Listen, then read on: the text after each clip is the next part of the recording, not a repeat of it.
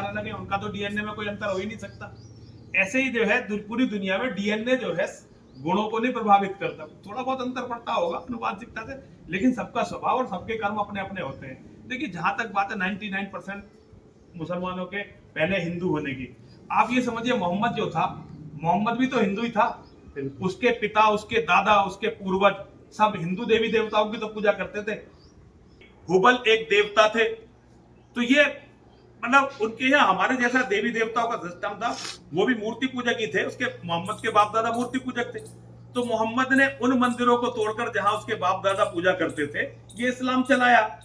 तो मोहम्मद के और मोहम्मद के सारे भाइयों का डीएनए तो एक ही था। तो पहली जो लड़ाई उनकी हुई है आपस में ही हुई है। तो डीएनए एक होने का मतलब ये नहीं है कि सबका व्यवहार, सबके गुण एक जैसे होंगे। एक ही बाप के घर में साधु भी पैदा हो सकता है और शैतान भी पैदा हो सकता है। हमारा धर्म तो हमेशा अपने व्यक्तिगत कर्मों को मानता है, जिसके जैसे कर्म हो वो व्यक्ति वैसा ही माना जाता है। तो डीएनए की थ्योरी तो इस पे नहीं लगेगी। डीएनए एक होने से वो हमारे नहीं हो जाएंगे, वो हमारे और हमारी नस्लों के शत्रु हैं। एक बार जिसके दिमाग में कुरान आ गई, एक बार जिसने मोहम्मद को अपना आदर्श मान लिया, तो अब उसके जीवन का ये आदर्श हो जाएगा कि वो सबका तो कत्ल करे। जो मोहम्मद को नहीं मानते पहले उनका कत्ल करें, बाद में आपस में कत्ल करें, सबकी औरतों को छीन ले, सबकी संपत्तियों को छीन ले और सबके मठ मंदिरों को तोड़ दे। ये उसके दिमाग में आ जाएगा। अब दूसरा आदमी जो इस्लाम में नहीं गया, वो तो अपने घर, अपनी संपत्ति, अपनी बहन बेटियों को बचाने का प्रयास करेगा ही। तो इन दोनों का संघर्ष अनिवार्य है, इस्लाम के मानने वालों का और जो इस्लाम को नहीं मानते उनका संघर्ष अनिवार्य है। मतलब स्पष्ट हो गया कि वैसे अंतर ज्यादा नहीं है, परंतु जो कुरान है और जो इनकी शरीयत आदि है, इनके द्वारा ही इनके परिणामों में जो हिंदू और मुसलमानों में सबसे बड़ा वैचारिक अंतर है। इस कारण से मतलब जो गड़बड़ी पैदा हो रही है वह पुस्तक कुरान के द्वारा हो रही है। अगर मतलब आपको ऐसा लगता है कि मुसलमानों के बीच से कुरान हटा दी जाए या उनके अंदर जो शरीयत आदि जो मुल्ला मौलवी बीच में आकर के जो उनको ब्रेन वॉश करते हैं, इसको हटा दिया जाए, तो फिर हमें लगता है फिर हिंदू और मुसलमानों की विचारधारा में ज्यादा अंतर नहीं है। सबसे पहले तो वो मोहम्मद को अपना आदर्श मानना छोड़े। जब तक वो मोहम्मद को अपना आदर्श मान रहे, तो जो मोहम्मद ने किया वही वो करेंगे, तो फिर वो सबको मारेंगे। देखिए ये जो हो रहा है ये मोहम्मद के आदर्शों पे चल कर हो रहा है, कुरान हदीसों पे हो रहा है। कुरान हदीस मोहम्मद को जब उनके मन से निकाल दोगे तो वो आपके और मेरे जैसे नॉर्मल आदमी हो जाएंगे। अच्छा एक बात और है, आज तक अनंत उपकार हिंदुओं के मुसलमानों के ऊपर है। हमेशा जितने प्रकार का हो सकता था उतना हिंदुओं ने सहयोग किया और आज भी हिंदू उनके सहयोग में ही लगे हैं, भले हिंदू हिंदू का सहयोग करे या ना करे। जैसे आपको ही हमने देखा है, आपने अपना सर्वस्व न्यौछावर कर दिया, कितने बार हजारों बार आपके ऊपर हमला हो चुके हैं पिछले 20-25 साल में। तो हमने देखा है आप सिंगल की दम पर ही सब कुछ कर रहे हैं, अपनी दम पर। तो यहाँ पर देखा है कि हिंदू हिंदू का सहयोग करने के बारे में 1000 बार सोचता है, और मुसलमानों के लिए सबका साथ, सबका विकास, सबका विश्वास। ऐसा लगता है कि धर्म के आधार पर विभाजन होने के बावजूद भी सब कुछ इस देश में मुसलमानों के लिए ही है, सब कुछ उनके लिए है। तो आपके हिसाब से हिंदू राष्ट्र कितना जरूरी है घोषित होना, और इसके पीछे क्या कारण है? देखिए हिंदू राष्ट्र घोषित होना जरूरी नहीं है, हिंदू राष्ट्र बनना जरूरी है। घोषित होने से हिंदू राष्ट्र नहीं बनेगा। देखिए हिंदू राष्ट्र ऐसे नहीं कि आज घोषित कर दिया हिंदू राष्ट्र बन गया, ये मुसलमान थोड़ी मानेंगे। हमें एक ऐसा सनातन वैदिक राष्ट्र बनाना पड़ेगा जिसमें एक भी मस्जिद ना हो, एक भी मदरसा ना हो और एक भी मुसलमान ना हो। और वो घोषित होने से नहीं होता, उसे बनाना पड़ता, उसके लिए बड़ा संघर्ष होगा। उसके लिए कम से कम 2 करोड़ हिंदू अपने प्राण देने के लिए पहले तैयार हो, तब हिंदू राष्ट्र बनेगा। वैसे जो आज की स्थिति है, भारत बहुत जल्दी इस्लामिक राष्ट्र होने वाला है, बहुत जल्दी। अगले केवल 10 से 15 साल के बीच में भारत में 150 करोड़ मुसलमान होंगे, और जब भारत में 150 करोड़ मुसलमान होंगे तब हिंदू केवल 50 से 60 करोड़ के बीच में रह गए होंगे। ये तो जब है जब बहुत बड़ा कोई नरसंहार ना हो हिंदुओं का। अगर हिंदुओं का कोई बड़ा नरसंहार हो जाता तो ये संख्या और भी घट जाएगी, और अगर हिंदुओं ने धर्म परिवर्तन कर लिया बहुत बड़े स्तर पे तो ये संख्या और भी घट जाएगी। अगर आज जैसी परिस्थिति चले, ना बड़ा नरसंहार हो और ना ही बड़ा धर्म परिवर्तन हो, तो फिर 50 से 60 करोड़ के बीच में हिंदू होंगे, 150 करोड़ के आसपास मुसलमान होंगे। तो उस समय की परिस्थितियां आप देखिए, ये देश हिंदू राष्ट्र बनने नहीं जा रहा है, ये देश अखंड इस्लामिक राष्ट्र बनने जा रहा है। मतलब जी फुल कॉन्फिडेंस। आपने तो एक बार ऐसा भी बताया था कि सन इतने तक भारत में मुसलमानों का ही प्रधानमंत्री होगा, केवल 29 में हो सकता है, और अगर 29 में किसी तरह नहीं हुआ तो 34 में धरती की कोई ताकत रोक नहीं सकती। आप लिख के रखिए, 34 में भारत का प्रधानमंत्री मुसलमान होगा। एक बार भारत का प्रधानमंत्री मुसलमान हुआ तो ब्रह्मचारी जी अगले केवल 20 सालों में 40% हिंदू मर्दों का कत्ल होगा। 40%। 50% हिंदू मर्द अपनी मर्जी से, डर के कारण, लालच के कारण, जैसे भी हो वो धर्म परिवर्तन करेंगे। 10% जो हिंदू मर्द बचेंगे वो या तो रिफ्यूजी कैंपों में होंगे या विदेशों में होंगे। औरतों के साथ 100% एक ही काम होगा, सबको मुसलमान अब सामूहिक बलात्कार करके या तो मंडियों में बेच देंगे या अपनी रखेल बना लेंगे। ये इस देश का भविष्य है और यही होना है अगर परिस्थिति ऐसी चलती रही। देखिए मैं तो मां और महादेव में बहुत विश्वास करता हूं। मां और महादेव जब चाहें इसे बदल सकती है, लेकिन उसके लिए हमें धर्म के लिए मर मिटने को तैयार होना पड़ेगा। अगर हम धर्म के लिए मर मिटने के लिए सारे तैयार हो जाएं, फिर कुछ भी नहीं, फिर कोई कुछ नहीं बिगाड़ सकता हमारा। लेकिन क्योंकि हम धर्म के लिए कुछ भी नहीं करना चाहते, हम हिंदू खुद नहीं जागना चाहते, दूसरों को जगाना चाहते हैं। जब तक ये परंपरा रहेगी कि हम अपने आप कुछ नहीं करेंगे, हम कोशिश करेंगे दूसरे कुछ कर दें, तब तक बचने का कोई रास्ता नहीं निकलने वाला। अच्छा, जैसे मदरसों के बारे में कहते हैं कि यह तो आतंकवादी प्रोडक्शन सेंटर है, तो इसके बारे में बात सही है क्या? पिछले 100% वो कातिलों की फौज जमा कर रहे हैं मदरसों में। वो कातिल जो सारे हिंदुओं का कत्ल करेंगे वो फौज जमा कर रहे हैं। मदरसे तो इसी काम के लिए बनाए जाते हैं, और मदरसों का क्या काम? आतंकवाद की विचारधारा को, जिहाद की विचारधारा का प्रचार प्रसार और समय आने पर जिहाद करना, ये उनका काम है, और कोई काम थोड़ी है मदरसों का। तो मतलब इनके जीवन से अगर मस्जिद, मदरसा और कुरान एक तरफ रख दी जाए, कुरान और मोहम्मद एक तरफ रख दो, फिर मस्जिद और मदरसे का तो कोई अस्तित्व रह ही नहीं जाएगा। मस्जिद मदरसे तो खाली बिल्डिंग है। तो फिर मुसलमान विचार निकालना पड़ेगा। जो विचार है ना दिमाग में कि भाई तुम किसी की भी औरत से बलात्कार कर सकते हो, किसी की भी धन संपत्ति लूट सकते हो, किसी के भी मठ मंदिर तोड़ सकते हो, इस विचार को खींच के निकालना पड़ेगा। अभी धीरेन्द्र शास्त्री जी को हम सुन रहे थे कुछ दिन पहले, तो उन्होंने बताया बांग्लादेश में एक 9 साल की हिंदू बच्ची के साथ, आपने सुना है, वो तो 32 लोगों ने, देखिए वो तो धीरेन्द्र शास्त्री ने नहीं बताया, आज से बहुत साल पहले लज्जा में जो वो है तस्लीमा नसरीन, उसने लिख के रख रखा है। वो तो ढूंढते रहते हैं, बात करते रहते हैं, बात आ गई सोशल मीडिया की वजह से। बहुत साल पहले, बहुत पुरानी बात है, अब की बात नहीं है। अब तो वो किसी को छोड़, पिछले आप क्या समझ रहे हैं, पिछले 1-1.5 साल में वो 30 लाख हिंदुओं का कत्ल कर चुके हैं। ये तो बहुत, धीरेन्द्र शास्त्री जी जो बता रहे हैं वो अपडेटेड सॉफ्टवेयर नहीं है उनके पास, ये पुरानी बातें हैं जो वो ये लोग बोलते रहते हैं। ये बहुत पुरानी बात है, तस्लीमा नसरीन ने अपने उपन्यास में लिखा था इसे। और इन लोगों को हमने देखा, ये टीवी डिबेट हो या कुछ हो, इनका एक 8 साल का बच्चा भी इतना वेल ट्रेंड होता है, मतलब दुनिया की कोई ताकत उनसे कोई कमी नहीं मनवा सकती। हम बड़े गौर से देखते पिछले कई सालों से, अपना हिंदू आप जैसों को छोड़ के बाकी हिंदू तो व्यक्ति डिबेटर जो होता है वो डाउन होता हुआ चला जाता है, मगर मुसलमानों का एक 8 साल का बच्चा अपनी क्या औकात, वो कभी अपनी ना कमजोरी कबूल करता है ना अपराध कबूल करता है।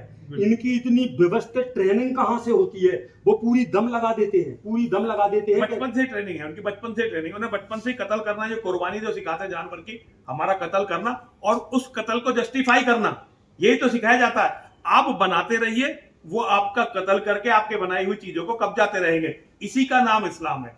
भारत में जो बड़ी बड़ी बिल्डिंगें कहते हैं ना कि ये ताजमहल इसने बनाया, लाल किला उसने बनाया, कुतुब मीनार उसने बनाई, कुछ भी नहीं बनाया इन्होंने केवल हमारे लोगों को मारा और उन बड़ी बड़ी बिल्डिंगों को, हमारी औरतों को कब्जा लिया।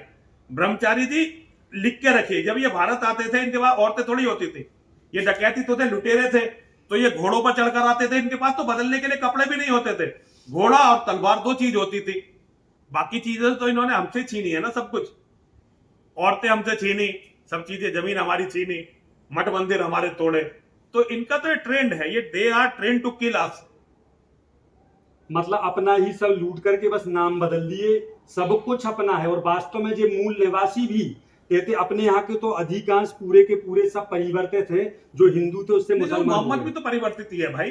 अच्छा, मोहम्मद परिवर्तित है, उसके पिता दादा सब मूर्ति पूजक थे, उस मंदिर के मेन मंदिर के महंत थे।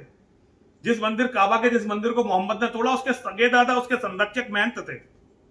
अच्छा, एक चीज और आपसे हम पूछना चाहते हैं जी, जैसे इतना बढ़िया कहते हैं हिंदुओं का स्वर्णिम काल चल रहा है, इससे बढ़िया मौका अधिकांश राज्यों में अपनी सरकार केंद्र में 11 साढ़े 11 साल से डटे हो, सब कुछ अपना होने के बाद, जैसे पुलवामा में लाइन लगा के उनने 30 को मारा, उनने जात नहीं पूछी कि जैन हो के, गुप्ता हो के, अग्रवाल हो के, त्यागी हो के, शर्मा, पहलगांव में सबको मारा एक तरफ से। उसके बावजूद भी अपने सिंदूर के नाम से ऑपरेशन सिंदूर सब हुआ। मेन जब मौका आया तो हमने देखा उस समय भारत के सब लोग तैयार थे कि अभी कुछ दिनों तक चलना चाहिए ये प्रोग्राम, और वास्तव में चलाना था। देखिए फिर आप कैसी अचानक बातें टीम कर ने- रहे हैं, आप तो देशद्रोही हैं। आप क्रिकेट खेलिए, अभी पाकिस्तान से जो क्रिकेट हो रहा है आप उसमें अपने पार्टिसिपेट करिए, वहां से पैसे कमाइए। आप ये लड़ाई की बात करें इसका मतलब आप देशद्रोही हैं। मैं आपसे बात नहीं करना चाहता। आपको मोदी जी की और अमित शाह जी की नीति को समझना पड़ेगा। व्यापार बढ़ाइए, कला बढ़ाइए, क्रिकेट खेलिए, क्रिकेट में सट्टा लगाइए, ताकि उनके जो साहबजादे हैं उन्हें ज्यादा धन मिल सके। ये फालतू की बातें मत करिए, मैं इन बातों को पसंद नहीं करता। I don't like this. अच्छा, तो बस उसमें जैसे ऑपरेशन सिंदूर के समय बहुत से सिंदूर बह गया नाली में, अब क्रिकेट खेलिए, वो रंग खत्म हो गया। अब आप पाकिस्तान, पहले आपने बांग्लादेश से क्रिकेट खेला, जब बांग्लादेश में हिंदुओं का कत्लेआम मच रहा था तब आप बांग्लादेश से क्रिकेट खेल रहे थे, और 5 स्टार होटल में बांग्लादेशी खिलाड़ियों का आपकी महिलाएं फूलों से स्वागत कर रही थी। ठीक है, अब पाकिस्तान के सामने आप क्रिकेट खेला, फाइनल पाकिस्तान के साथ खेलिए, क्रिकेट का मजा लीजिए। आप ये सिंदूर पिंदूर की बातें मत करिए। ये तो कभी कभी के गहने हैं, बहुत महंगे, बहुत कीमती, कभी कभी देशभक्ति का गहना ओढ़ लीजिए, लेकिन हमारी औकात तो केवल 1000 साल के गुलामों वाली है ना। केवल पैसा मिलना चाहिए। हमारे लिए ना कोई देश मायने रखता है, ना धर्म मायने रखता है, ना कि हमारे बच्चों का भविष्य मायने रखता है, ना ही हमारी औरतों की इज्जत मायने रखती है। हमारे लिए केवल पैसा बनते रहना चाहिए। तो ब्रह्मचारी जी, आप क्रिकेट देखिए, अब फाइनल होने वाला क्रिकेट का, भारत पाकिस्तान का, देखिए पूरी देशभक्ति देखिए। आप वहां बताइए कितने देशभक्त हैं, वहां कितने पैसे का आप सट्टा लगाते हैं, इससे पता चलेगा कि आप भारत की अर्थव्यवस्था में कोई योगदान दे रहे हैं या नहीं दे रहे हैं। इन बातों से कुछ नहीं होने वाला। अब जैसे सन 1990 में 7 लाख कश्मीरी पंडितों को कितना तड़फा तड़फा के बताते हैं, मस्जिदों से अनाउंसमेंट होता था कि तुम चाहो तो अपनी माँ बहन बेटियों को छोड़ के जाओ, बाकी सब जाओ, लाइन लगा के मारा भगाया। आज वह भारत में शरणार्थी बन के दिल्ली के मजनू के टीले जैसे स्थानों पे, उनके पास नागरिकता भी खत्म, ऐसी स्थिति है। आज तक किसी मुसलमान को भारत में हमने पश्चाताप करते नहीं देखा कि उसने एक बार भी मुंह से कहा हो कि हमने कुछ कश्मीरी पंडितों के साथ गलत किया है। वे लोग स्वीकार ही नहीं करते। और हम तो प्रभु राम, प्रभु कृष्ण, प्रभु शंकर, प्रभु शिव के चरणों में निवेदन करना चाहते हैं। हम अपने दिल की पीड़ा बता रहे हैं। आज तक हम देखते आ रहे हैं, बचपन से आज तक 56 साल तक, कि हमने देखा है पार्कों में लोग बैठे हैं, 2-3 हिंदू मुसलमानों के लड़के आ जाते हैं, महाराज जी पार्क खाली करा देते हैं वो 2-3 मुसलमानों के लड़के। मतलब इनका इतना दबदबा क्यों है भारत में? हम तो वो दिन देखना चाहते हैं कि अपने मरने के पहले कि ऐसा दबदबा भारत में हिंदुओं का हो, यह शरणार्थी भारत में है, यह हिंदुओं से डरे, जैसे अभी उनका हम वो दिन देखना कैसे वो दिन आए। आप तो ये तरीका ब्रह्मचारी जी, इसका कोई तरीका नहीं है जब तक हिंदुओं में मर्दानगी नहीं आती, इसका कोई तरीका नहीं निकलने वाला।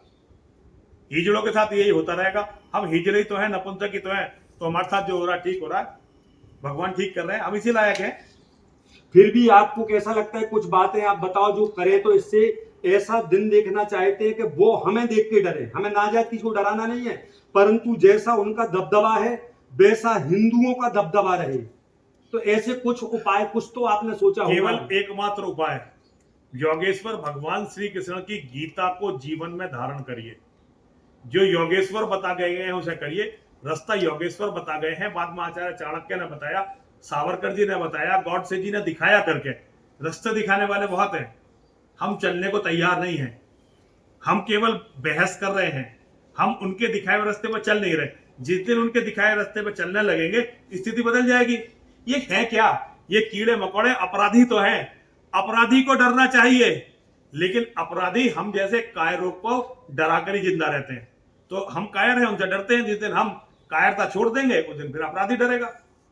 अंत में गुरुजी 4 पंक्तियां आप जैसे निडर महान साहसी योद्धा के लिए, जिसने भारत में करोड़ों हिंदू युवाओं को जगा दिया। आपको एहसास नहीं है इस बात का? जैसे हमारे एमपी के 100% लोग आपके दीवाने हैं। कहते हैं कि जैसे जो लोग हमारे करीब आ जाते हैं तो हमें लगता है हमारे खास हैं। ऐसे लोग हैं जो आपके पास कभी नहीं आए मगर आपके प्रति अनंत भक्ति रखते हैं। और वो कहते हैं कि वास्तव में अगर हिम्मत पैदा हुई तो जब से नरसिंहानंद गिरी महाराज जी ने बोलना शुरू किया तब से बोले, हमारी भी बोलने की क्षमता बढ़ी है। तो आपको समर्पित कहते हैं, ऐसे बोलने वाले अगर बोलना बंद कर देंगे तो सर्वनाश हो जाएगा। यह पंक्तियां आपको समर्पित करते हैं। कली बेच देंगे, सुमन बेच देंगे, कली बेच देंगे, सुमन बेच देंगे, धरा बेच देंगे, गगन बेच देंगे, कलम के पुजारी अगर सो गए तो वतन के पुजारी वतन बेच देंगे, वतन के पुजारी वतन बेच देंगे। अब अंत में राष्ट्र के हिंदुओं के लिए आप क्या संदेश देना चाहते, मुख्य रूप से हम जैसे लोगों के लिए? देखिए, आप तो ब्रह्मचारी जी हमारी बिरादरी के हैं, आपके लिए तो क्या संदेश देना, लेकिन हिंदू समाज के लिए संदेश है, हिंदू समाज अपने परिवार को मजबूत करे, दूसरों को जगाने की जगह खुद जागे, परिवार को मजबूत करे, घर में ज्यादा बेटे और बेटे इस लायक होने चाहिए कि वो लड़ सके, इसके अलावा अब कोई रास्ता नहीं है। हिंदू समाज को किसी भी नेता, किसी भी साधु, किसी भी पुलिस, किसी भी फोर्स के भरोसे नहीं रहना चाहिए। अगर हिंदू समाज अपने को और अपने बच्चों को बचा सकता है तो बचा ले, वरना मरने को तैयार रहे। हर हर महादेव, हर हर महादेव, हर हर महादेव। गुरु जी प्रणाम। जय हो आपकी, जय हो आपकी, जय हो।